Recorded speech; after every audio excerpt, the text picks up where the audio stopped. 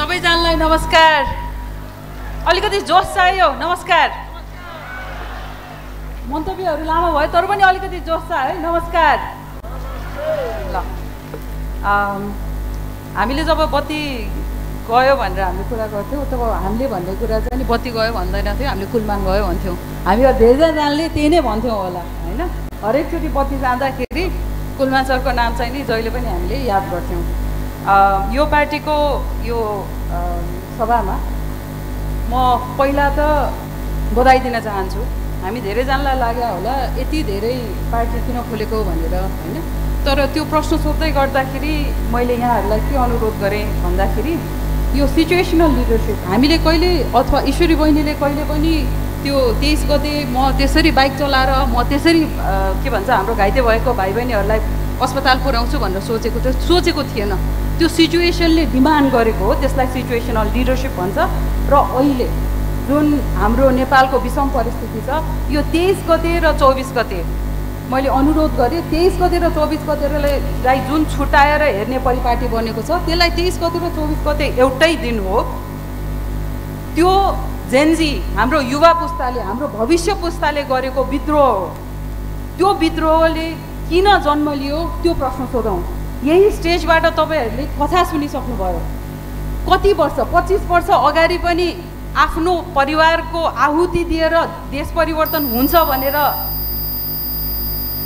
Personal लेभलमा व्यक्तिगत तवरमा कसैले गुमाइसकेको मान्छे हाम्रै अगाडि छन्। तर उहाँ नै हुनुहुन्छ भदौ 23 गते आफ्नो भाइ बहिनीहरूलाई बाइकमा राखेर कुदाएर अस्पताल पुर्याउने। अब प्रश्न सोध्नुपर्छ कहिले चाहिने नेपालले हामीले सोचेको जस्तो नेपाल हामीले नबनाउने हो भने कसले बनाउँछ भन्ने पहिलो प्रश्न। भदौ 23 र 24 गतेको जुन क्रान्ति भएको छ त्यो क्रान्तिको बिउ भनेको विभेद हो, असमानता हो। त्यो विभेदलाई आक्रमण गर्नुको साटो सत्ताधारीहरूले नागरिकलाई आक्रमण गरे। हाम्रा स्कुल युनिफर्ममा भएका भाइ बहिनीहरूलाई आक्रमण गरे। त्यसपछि 24 गते उत्पत्ति भएको 2 दिनमा युवा पुस्ताले जे गरी देखाए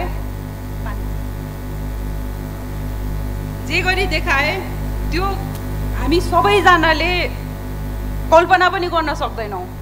युवा पुस्ताले त्यो गरी देखाए जुन हामीले हाम्रो मनमा यस्तो भए पनि हुन्थ्यो नि भनेर सोच्ने मात्रै थियो।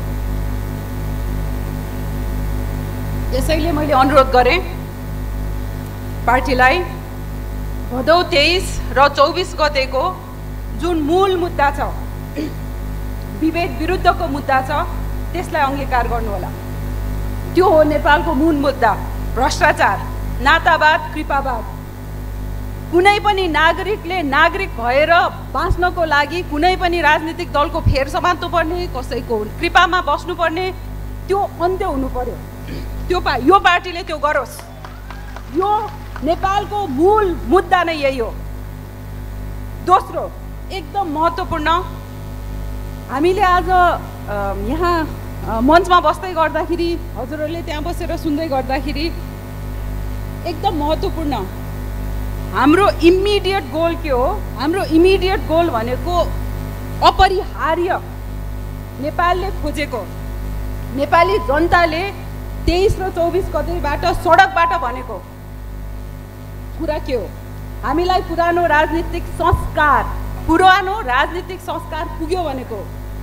हामी यसरी बस्छौँ हेर्दाखेरि त यो 5 ठुलो जस्तो लाग्छ, तर जब यो मुट्ठी बन्छ त्यति बेला मात्रै हामी पावरफुल हुन्छौँ। होइन छुट्टा छुट्टै फरक फरक बाटोमा सबैजना जाने हो भने यो पुरानो पार्टीहरूलाई रेड कार्पेट लगाएर आउनुहोस् फेरि त्यही रिपिट गर्नुहोस् भन्ने हुन्छ।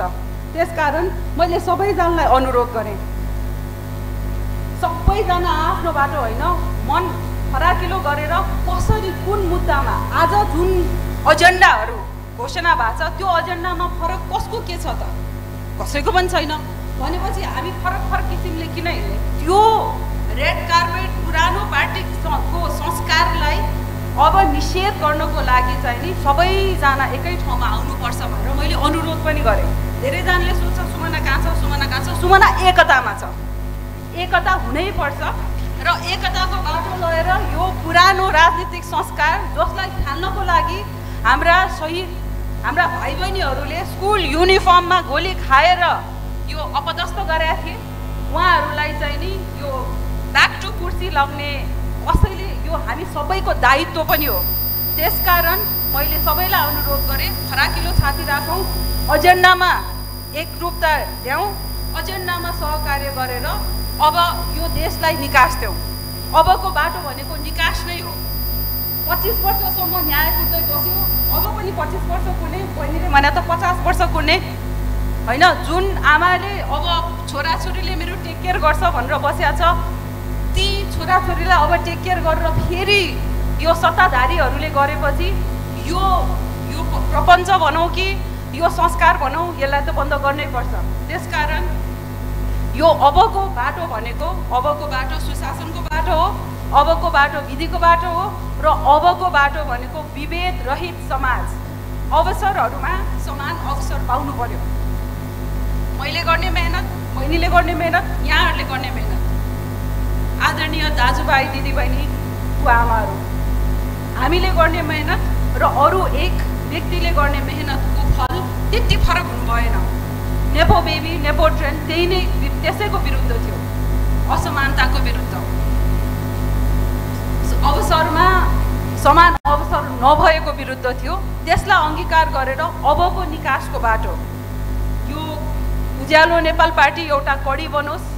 यो 5-7 जना छरेर होइन, एक ठाउँमा आएर एक ढिक्का भएर पुरानो राजनीतिक संस्कार, नातावादको, कृपावादको, बेथितिको, विसङ्गतिको यसलाई चाहिँ नि अब क्लिन स्विप आउट गर्ने, क्लिन बोल्ट गर्ने बेला आइसकेको। यसको लागि चाहिँ नि मैले सबैजनालाई अनुरोध गरेँ, यहाँहरू सबैजना यो संवादको घर दैलोमा जानुहोस्, सबैजनालाई एक ठाउँमा ल्याउनुहोस्, सबैजना एकजुट भएर अब चाहिँ नेपाल बनाउनै पर्छ। मैले अनुरोध गरेँ, अन्तमा यो पाइला उठिसक्यो, उठिसकेका हातहरू अब थाक्न पाउँदैन, उठिसकेका पाइलाहरू अब गन्तव्य नपुगी रोक्न हुँदैन। थकाइ अलिकति लाग्ला, तर थाकेर बस्ने सुविधा अब उज्यालो नेपाल पार्टीलाई छैन, कसैलाई छैन, नागरिकलाई छैन, हामी कसैलाई छैन। त्यसकारण यो पार्टी नागरिकको पार्टी बनाउनु होला। यो पार्टीमा जबसम्म नागरिकले मजाले एक्सेस पाउँछन्, जबसम्म आफ्नो विचारहरू राख्छन्, त्यति बेलासम्म यो पार्टी हुन्छ। होइन भने यो हेलिकप्टरको डोरी चढेर को जानु पर्यो, जसले आफ्नो पार्टीलाई प्राली बनाएर राखे, आफ्नै गुट अवगुटको गरे, त्यसकारण त्यो हेलिकप्टरको डोरी चढेर जानु पर्यो। राजनीतिक पार्टी नागरिकको पार्टी बनाऊ, यसमा मेरो शुभकामना छ। यहाँहरूले एकदम दमदार रूपमा अब आउने निर्वाचनमा तपाईँहरूको उपस्थिति रहोस्, मेरो शुभकामना जहिले पनि छ। र म जहिले पनि यो एकताको लागि यहाँहरू समक्ष हुने नै छु। तपाईहरूलाई धेरै शुभकामना। र यहाँहरू जति पनि उपस्थित हुनुहुन्छ, यो ऊर्जा लिएर आफ्नो पालिका गएर सबैलाई यो सन्देश पुर्याउनु हुन पनि अनुरोध गर्छु। धन्यवाद, नमस्कार। धेरै धेरै धन्यवाद सुमना म्याम। उहाँले यो नयाँ शक्तिहरू मिलेर चाहिँ एउटा मूलधारको शक्ति बन्नुपर्छ, मिलेर जानको विकल्प